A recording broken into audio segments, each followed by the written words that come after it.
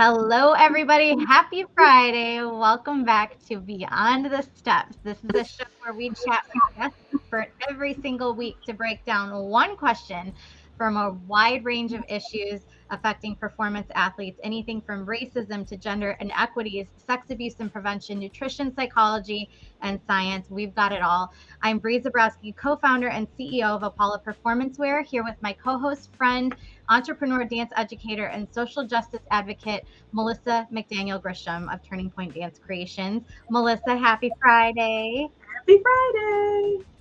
We're here for another fantastic conversation, and we're capping off our guest series today with the incomparable Aysha Upchurch. We're talking about remixing studio culture. How can hip hop programs enrich dance education?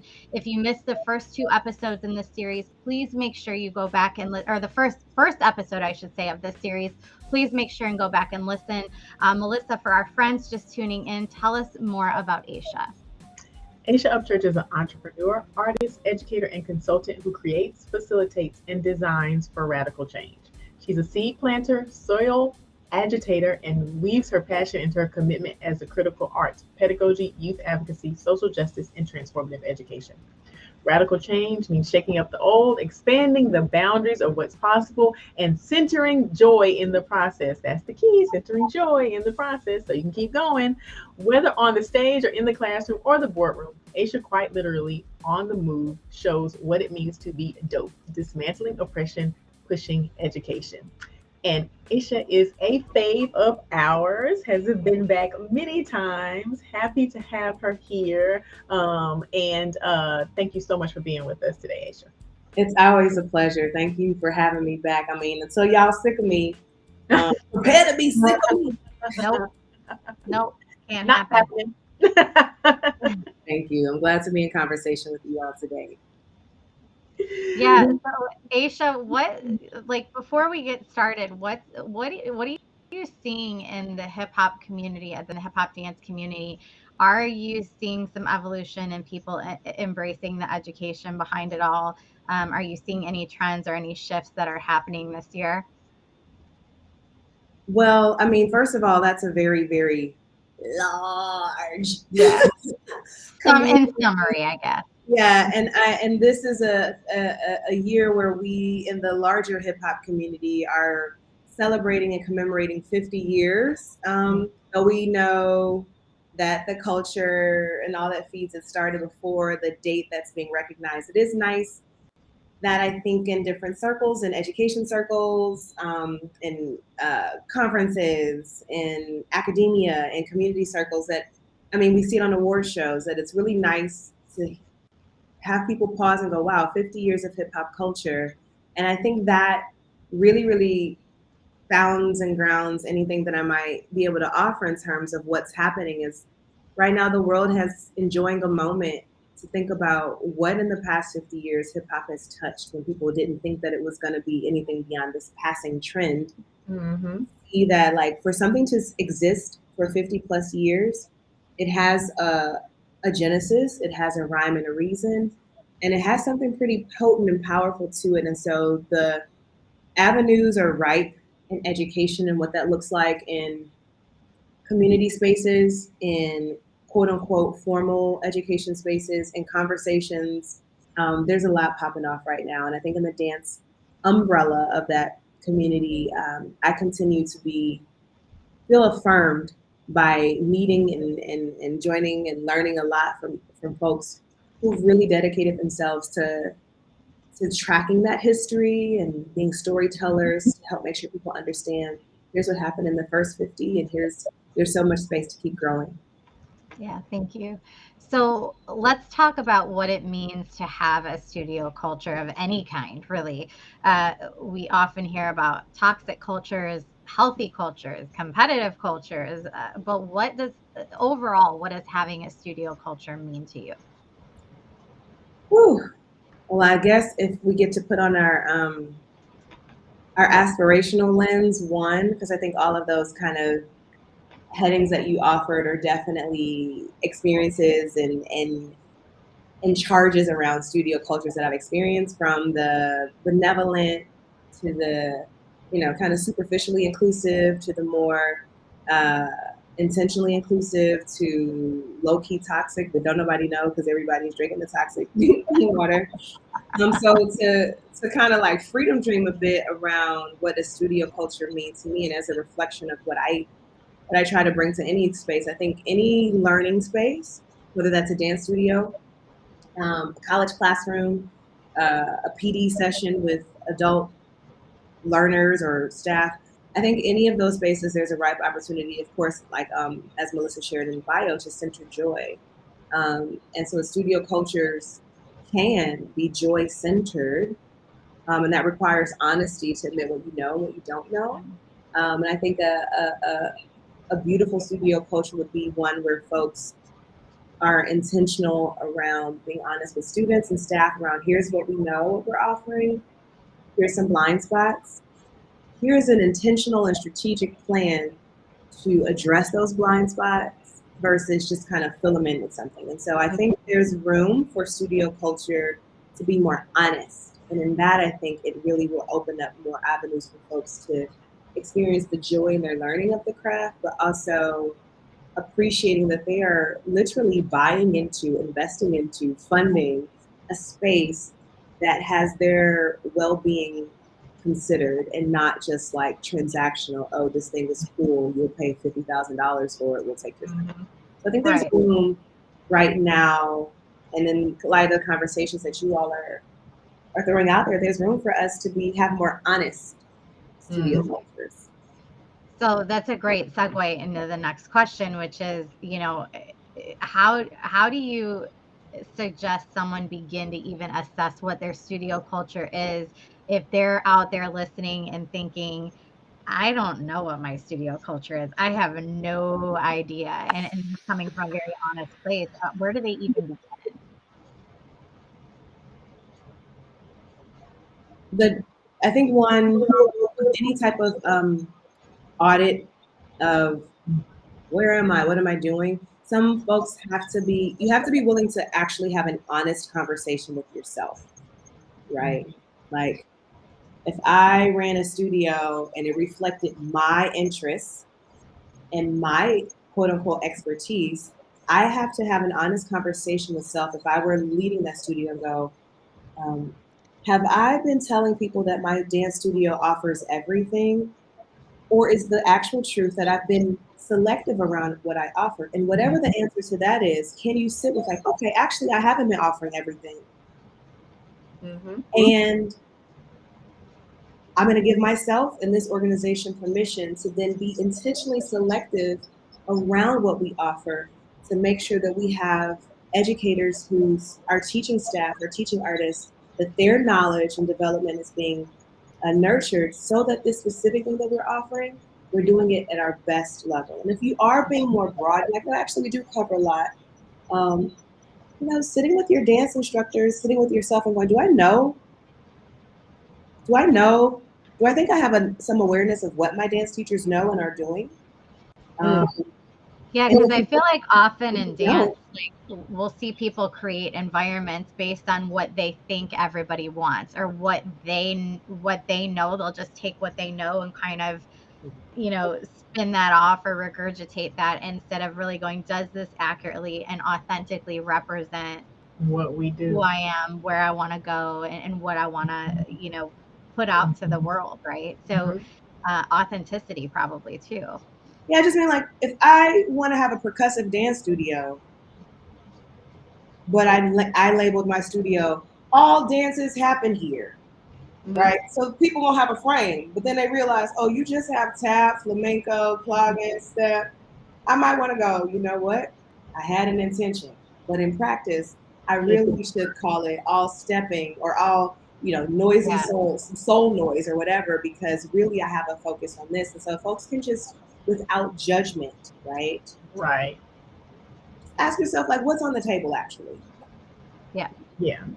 I think that is key. And there's so many times where I walk into studios or I meet studios, I know of studios, and they're like, yes, we are nurturing and diverse, and we have all these wonderful things, and we're just kind to each other. You walk in, you're like, oh my gosh, this is a cat fight. Like, what in the world?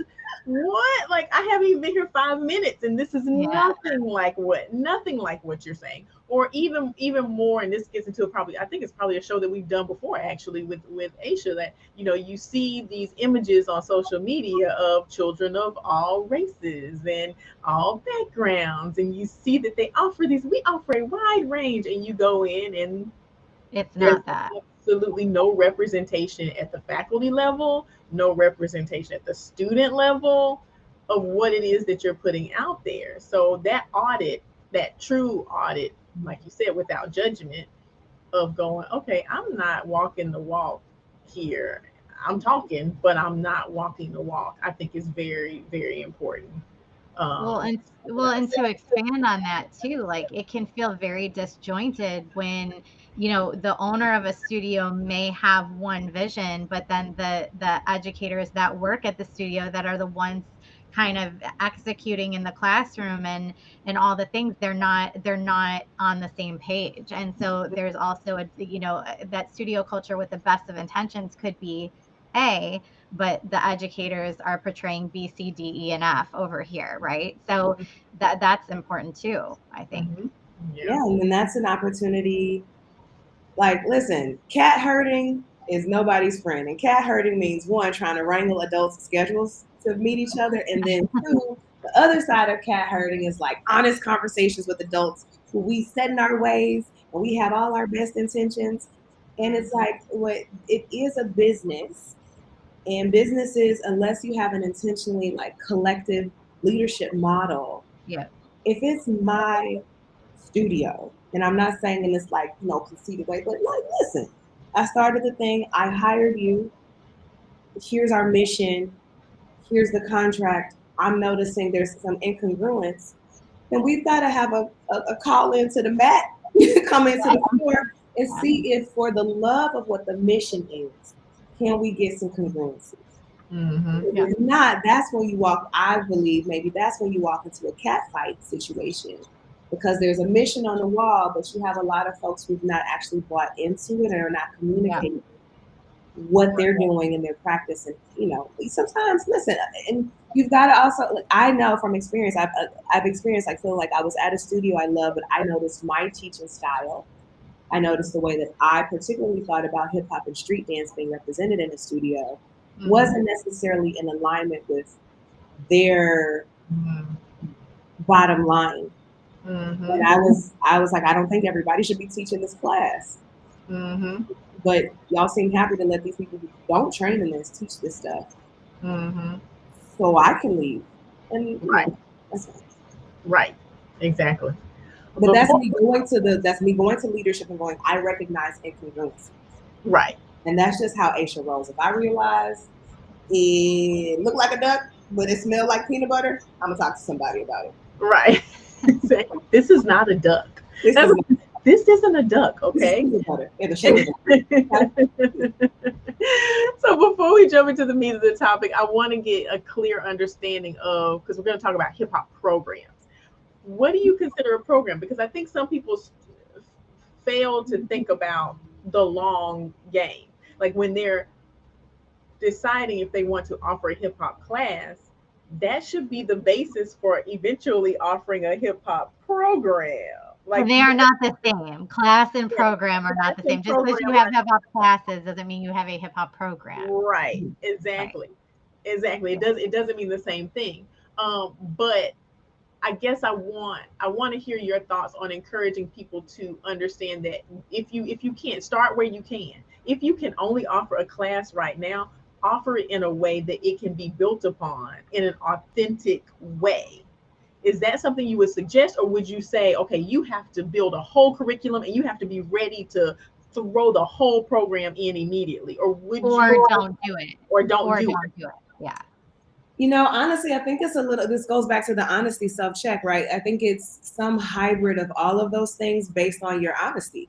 So if you're going to lie because the money is good, then you're going to find yourself trying to say you have a hip hop program because you have enough paying customers to have 10 hip hop classes. That's not a program. That's, some divine synchronization of supply, demand that's only informed by revenue. Money. I am much more of the ilk that start where you start, but start on purpose when you have the capacity to start.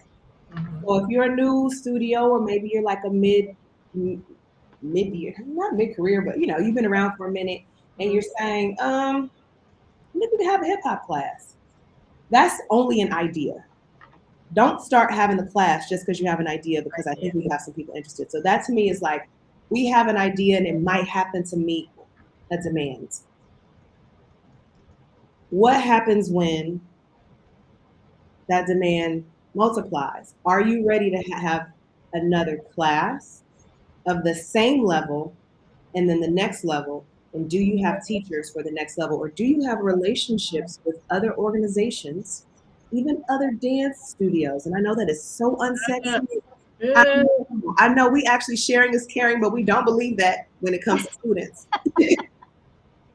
If you like that, so I it's kind of a both and E, none of the above. Like, if and I I can speak to this. There was an organization that I had an idea. It's like, I'd like to teach a hip hop class here. And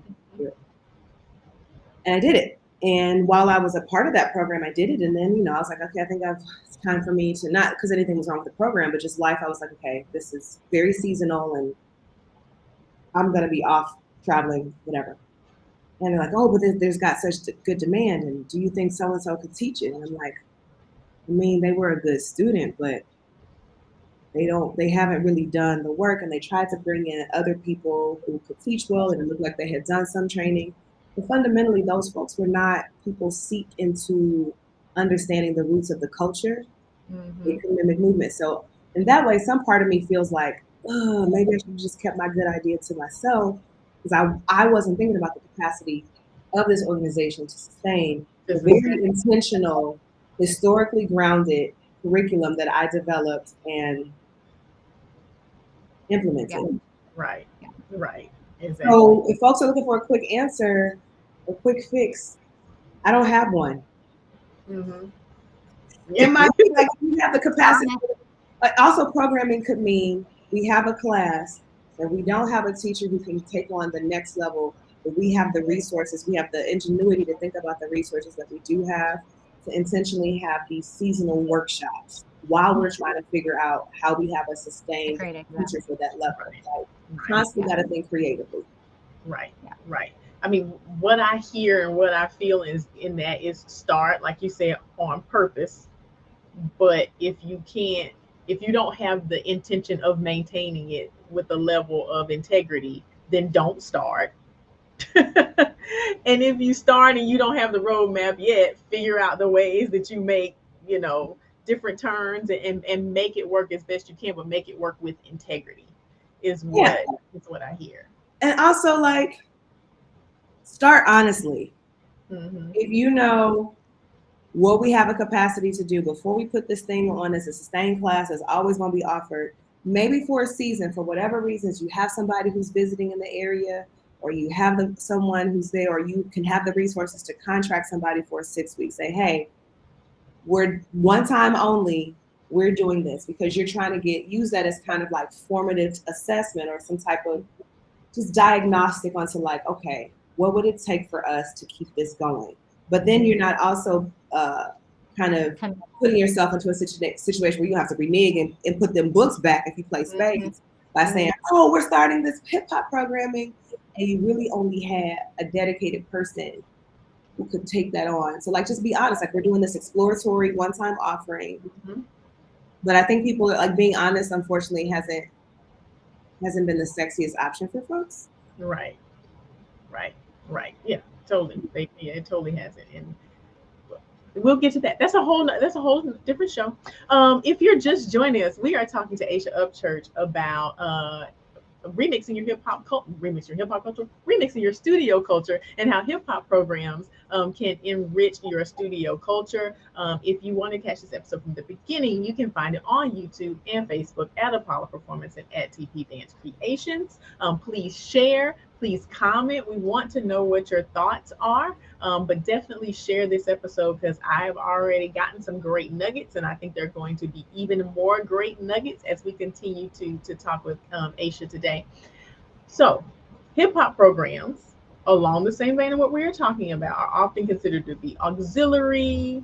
They're often isolated from the full curriculum, the program of a lot of studios. But there's some intersectionality between what people consider, and I don't even know if this is a distinction, you can talk about that, distinction considered to be classical forms of dance and hip hop, correct? That should be embraced. I feel like the intersectionality should be recognized and embraced. Do you believe that that's there? I think every dance form has a history. So that's what makes them common. So I think we got into this a little bit in the previous episode. I learned ballet without learning the history of it, and I don't think that was correct. I think every form, every teacher should have to be able to teach about the historical evolution and context that inform these genres as part of your tendu, fondue, pabouré, kickball, change, top rock, shuffle off the buffalo, boom, cat. Like they all have histories. None of them are accidental.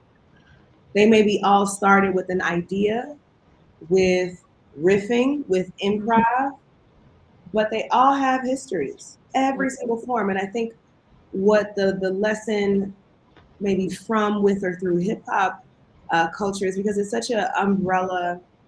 It is a thing, and then there's so many like different spokes on that umbrella. So what occurred for me in like dance studio land is offering something called a hip hop dance class can mean 5,000 different things. And so there's an opportunity to be specific and for the instructor in the studio to embrace that specificity where I'm like, oh, I'm actually teaching like popping. So radical idea, call the class popping. Because we're never actually going to do locking or breaking or like hip hop, like party dances. Then give your clients and that instructor actually the slack they need to do what actually they are doing, right?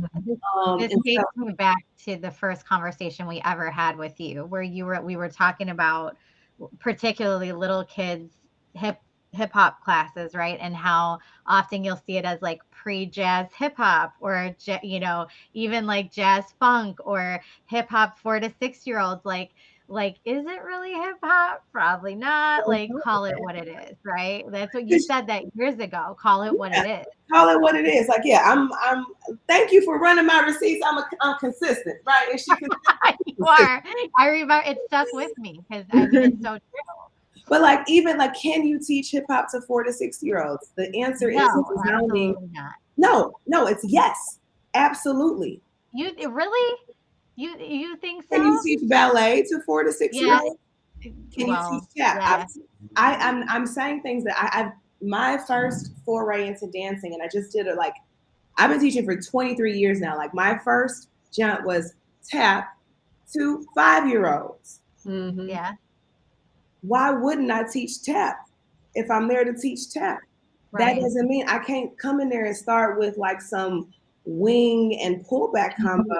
And I can get 5-year-olds to that skill. It means my understanding of how to design a dance class that is developmentally appropriate, that represents the form, and allows for people to have fun means I teach a certain speed, I teach a certain way. So absolutely, you can teach 4 to 6-year-olds hip hop. You can teach them popping, you can teach them locking, you can teach them break. I know friends who have studios that are specific and that they are oriented around hip hop and street dance styles only. So under that, they can go, here's our popping program, here's our locking program, here's our house program, here's our breaking. And they have from what I call ankle biters. That's when people are so little and young, they closer to your ankles than your earlobes. So all the way to like, Big Mama Auntie now. So when you give yourself the leeway to be specific and understand that every single form has a rhyme, reason, a how, a technique, a oral, and now codified history, you can teach it, but teach it. Teach it. Don't teach what's the trending concept. Teach Mhm. it. Because then that student doesn't have to do the hard thing. And then here's what happens with studio culture versus like conservatory culture, right? Because then like conservatory, like specialized teachers feel like, or actually sometimes have to do a lot of facilitating and unlearning. Mm. Because sometimes in studio, what was trendy and cool and got money and got to have whatever label wasn't the thing. And so now there's resentment. I've experienced that resentment of local studios to other Yeah. folks who are, you know, so like just teach the thing. Mhm. Yeah. Yeah. Or don't call it the thing. And that was your point. Like just call it whatever. Like if you're Creative like movement, that's yeah, if really what you're doing, because I've done that. Listen, we are not doing any particular style. We're just trying to help other people move, not have no temper tantrum, not We're have staying on our dot. accident. Like dancing to some fun music Right. and dance for 45 minutes. You do We're it. Yeah. staying on our dot and not asking to go to the bathroom. That's what we're doing today. That's what we're doing. And if you're playing hip hop music while you're facilitating creative dance, you are still doing a creative movement class. You're not teaching hip hop. If I have classical music while I'm facilitating creative movement, I'm still teaching creative movement. I'm not teaching ballet. Right.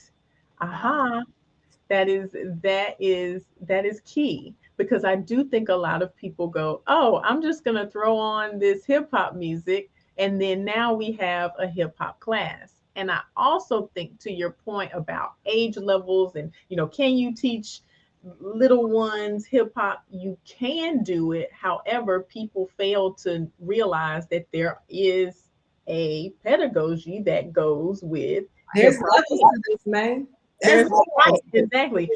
You don't start here there, but I think that we realize that in ballet, we realize that in tap, and have not yet realized that in hip hop. And hopefully it is coming, hopefully, very soon. Um, I want to get to my next question though, because I think this is a very loaded one. We can just go ahead and drop it all. So right now, I've been seeing it, and I don't know why it's popping up more now. It's always been a question, but for some reason, right now, it's really hot on social media. Dance educators and social media world are challenging this long-standing narrative that ballet is the foundation of dance. And there are people, look at your eyes. There are people who are like, feels about this. they're bringing out the claws, and they're like, absolutely not. I know I feel like that idea that ballet is the foundation of all dances is connected to the erasure of ethnic dance cultures that existed long before ballet. Period. And we could probably do a whole season on that. But what are your thoughts and your words to the people who are like, ballet is the foundation of all dance? It's not. Historically, it's not. Factually, it is not. It literally is not. Do we need to do a lesson on ballet history, when it started, who started that? It was King Louis and the 14th and his obsession, dancing in heels at the court. 1700. You mean to tell me before 1700, nobody else on the planet was dancing? Factually, codified, not true. Right. But So I think it's just actually not.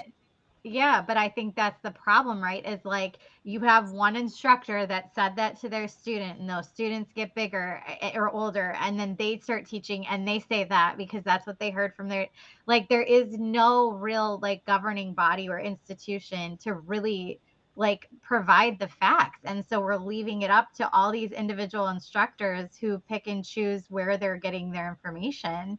And that is getting spewed out to the next generation of dancers, and it just cycle and repeat, right? So yeah, which is really, at this point, if we can just be real frank on a Friday, I love alliteration.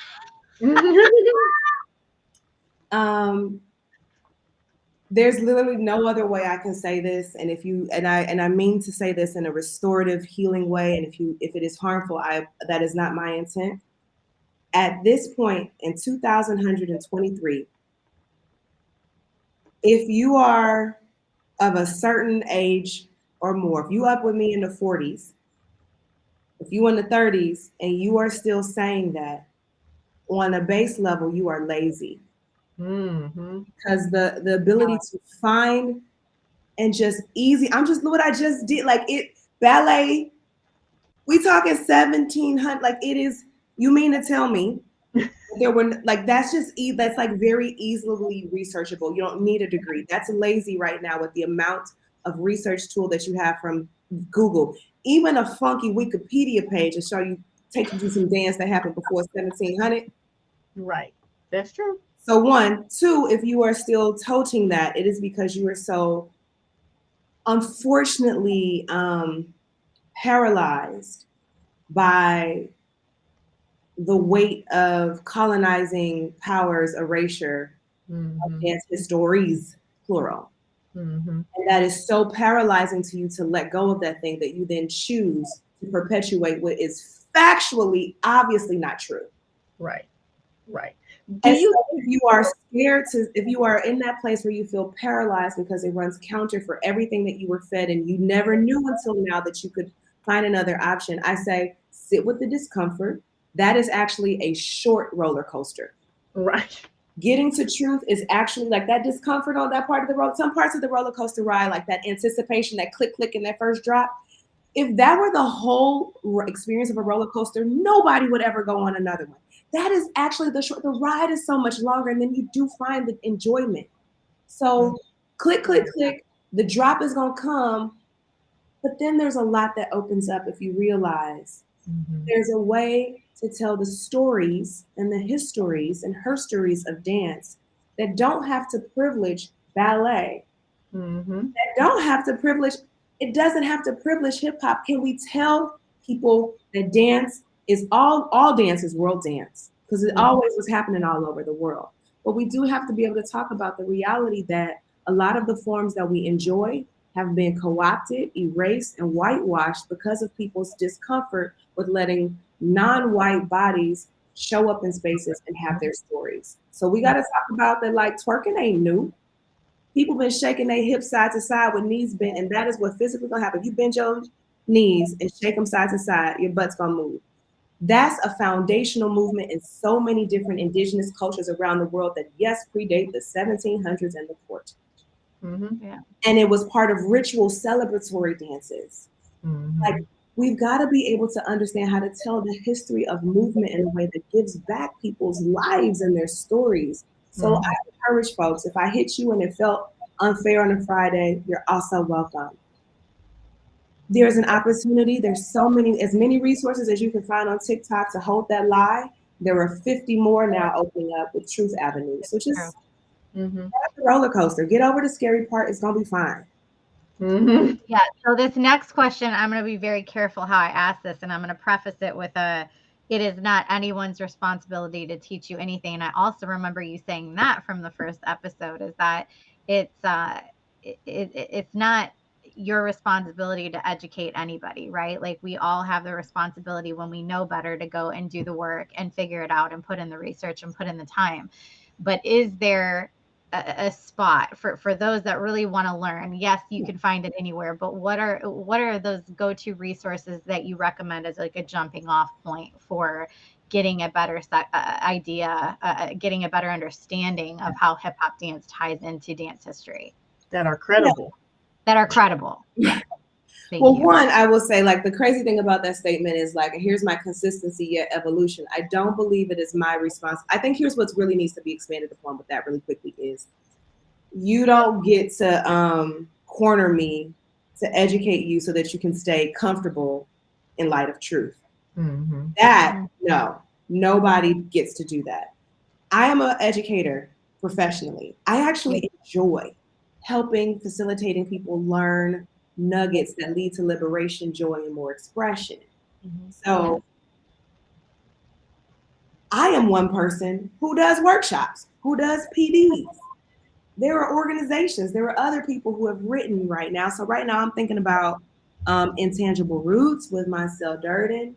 Remember I'm it. thinking about uh, I'm thinking about Latasha Barnes and her amazing project, The Jazz Continuum. I'm thinking about Melanie George, who's been an amazing, not just dramaturg, but like archivist of jazz history, because we're talking about rooted dance forms and understanding hip hop in that lineage of Afro-diasporic rooted dance forms. Mm-hmm. So to talk about hip hop dance history, one is going to need to actually talk about jazz history, and jazz is undeniably black. And so folks have to first, get over that little roller coaster hump. But then you realize there are more resources, right? Rennie Harris has a university now. Folks can go and get some training on, like, specifically around street dance. I got to work with the Destiny Art Center and help edit their street dance curriculum guide, and it was a multi-year process where they reached out to OGs and legends in the street dance and hip hop culture to put together a manual that represents how and why they teach hip hop and street dance the way they do. So there are different organizations that are out there, and so yes, it may be daunting to be like, well, where do I click on the interwebs? That's Yeah. fair. That's fair. I think there are big dance conferences. I think about like IABD. Like, there's so many different type of dance conferences where folks can go. Pull up to a dance conference. Go and be like one of many. Don't ask a question. Just sit there and see what you learn, and then see if someone says something interesting. Can you follow up with them? That type of agency is what I want to say is not my responsibility to like pull out. If you can order off of Uber Eats, You can do it. You you can can go find to it. the It's yeah. true. Can't, It's true. can't force the agency, but I don't mind when I'm in that professional role to help facilitate, like, people understand. I love teaching people about the roots of hip hop. I absolutely love it. But not on some like, hey sis, can you make me comfortable? Because I just learned that I ain't supposed to be doing this right. So I'm here for what you want to say, but honestly, I'm just gonna keep saying things that keep me stuck in this place where I don't have to change. No, hard pass. Yeah, and like, how can I do the least amount of work possible? Just tell me what I need to know, and I'll spit that back out, and we're good. Right. I check that box. Yeah, thank you, Aysha. So we're chatting today with Aysha Upchurch, and this is our second episode in her guest series. We're talking today about remixing studio culture. How can hip hop programs enrich dance education? Um, there's lots to unpack here, and Aysha's always doing a fantastic job at this. But Aysha, I want to go now to okay, so your top 3 ways that adding a hip hop program can enrich studio culture. What are those top 3 ways, and why is it beneficial for a studio to make sure they're thinking about that? So I think kind of pre-step one is, again, back to our earlier question. After you've had an honest conversation with yourself and you're going, we want to do this intentionally because we have the resources in terms of the staff, and we're thinking long term on purpose. I think one benefit of an intentional hip hop program amongst a dance studio that's offering different styles is because hip hop has this very unique potency to appeal to people across every type of identity demographic, right? So that's an asset that, like, you potentially have the opportunity to transform your studio space into this place of multiple contact zones where folks can be around people who are different than them: age, gender, race, ethnicity, religious practice, size, on down the line, because hip hop can appeal to people. Yeah. So one, that's an asset, is that there's a potential to create an environment where people, all kinds of people, can come and know that they get to be around all kinds of people. Yeah. Two, because hip hop is so multi-pronged, it invites an opportunity for a studio to think about the different type of movement, expressions, histories, styles, choices that now their students can choose or can experiment with. So in the big hip hop umbrella, like I was saying earlier, you might find that really you've got somebody who kind of do like freestyle. You've got somebody that can do popping and locking. You've just increase the amount of exposure to different movement aesthetics that your students can enjoy Mm-hmm. um, when you're being intentional and you have the capacity to do that. And the third way that I believe the hip hop dance can enrich a studio culture is because um, the beauty about hip hop dance, like it has a rhyme and a reason. And what's beautiful about hip hop, I would say, unlike a form like ballet, and this is not a ding, is that ballet really prizes everyone being able to kind of look and perform the same, which opens itself up to a lot of different type of discipline and training and joy and like being able to achieve that same point. With hip hop, there's steps and levels, but it requires that you find your own lane of flavor. Mm-hmm. And so I think that's an asset because it means you can have multiple teachers teaching the same class, but offering a different style and take, which is going to help the students then try to figure out their style, their Mm-hmm. individuality, which bleeds into, in a lovely way, who are you as a human? And how and why does this particular form seem so essential to you being able to express who you are? Mm-hmm. And so when we get beyond looking at the cash cow of it, and thinking about these beautiful components of hip hop dance culture and what they could bring to a studio culture, it is really a beautiful opportunity for us to actually have an honest conversation about your capacity and intentions. Right, right. I want to go back to your first point real quick, Aisha, about the benefit being that people have the opportunity to be around people who are different from them. Do you think that people think that is an opportunity? Because there are a lot of people who feel like being around people who are different than them is not necessarily an opportunity, but a annoyance or a hindrance. Yeah, there are some studies that say like actually having a diversified like staff makes getting to consensus harder. Mm-hmm. So I get that because definitely if you're just trying to get the needle to move to the next tick quicker, you want everybody who thinks it moves the same.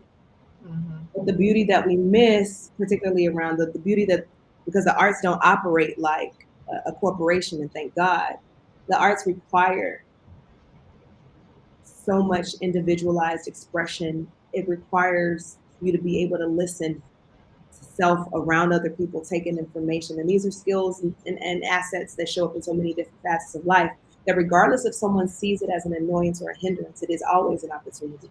Mm-hmm. There are people, I mean, listen, I get to travel the world and be with people that I don't share a language with because of hip hop. And that is not some pithy, PSA, save the world statement. That is my actual truth. Mm-hmm. So that is an asset because I now get a chance to understand the world beyond me. And I get a chance to learn a little bit about more about me when I'm in a world that is different than mine. Mm-hmm. So, Right. and you don't even always know that it's an asset at the time. But it is always, I think it is always an opportunity, even if people can't see that in the moment. Mm-hmm. Yeah. Yeah, Yeah. that's beautiful. Thank you so much. For those of you who are just joining us, we have been chatting with Aysha Upchurch about remixing our studio culture, how hip hop programs can enrich your studio culture.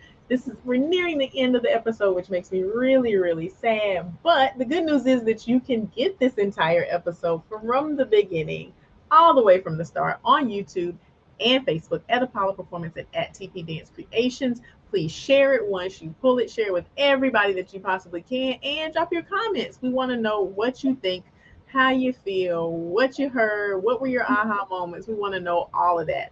But now it's time for one of my favorite parts, and it's homework. And Aisha gives good homework, and you better do it because she's going to be back for another show, and she's going to ask you, "Did you do your homework?"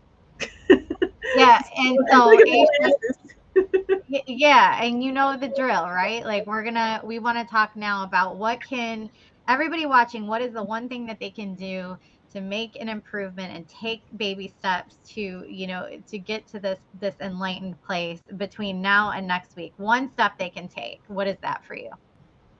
Watch a documentary. There's so many. There's so many. There are some really good There's so ones. many on Hip Hop Dance now. So I would really encourage people to watch the documentary. Any favorite?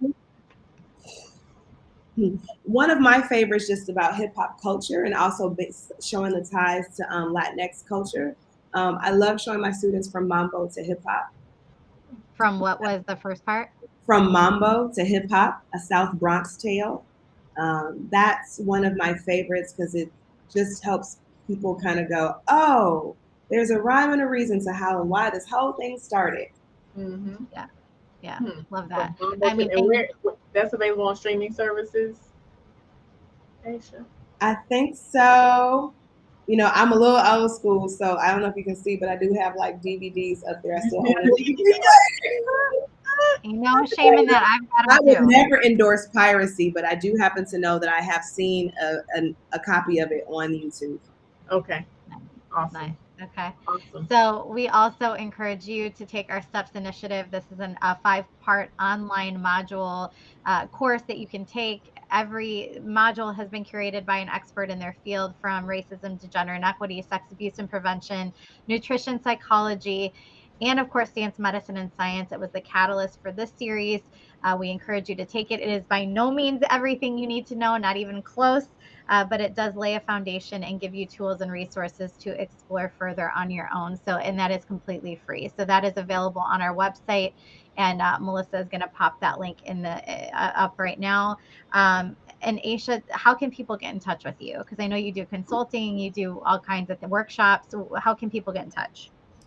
Well, you know, shout out to my parents for naming me, because there's no other Aysha Upchurch on the planet. So you can go to AyshaUpchurch.com. On Instagram, I'm at Aysha Dances, AYSHA Dances. And those are usually the two most effective ways to reach me. And what do you have coming up that you can share? I'm excited. So in one of the sandboxes, I'm a lecturer at the Harvard Graduate School of Education, and every year we put on a hip hop conference, and we are gearing up for that.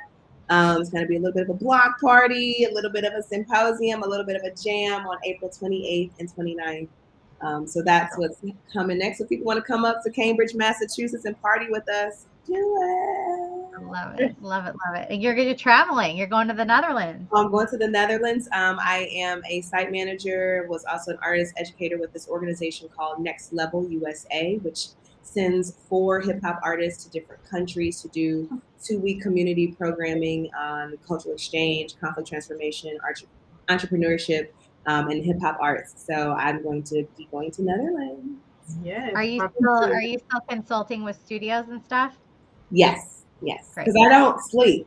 So I've got what are you doing all day? You got to fill the time with something. I got minions. Right. No, listen, I actually, you know, for me, there's this beautiful quote, but the line for me between work and play is very blurred, because I do feel a lot of joy in the work that I feel called to, and allows me to play. Like, I get paid to make things up, conferences up, classes up, programming up. I like to have joy. I like to dance. So work is play is work. And sometimes I do take time all the way off.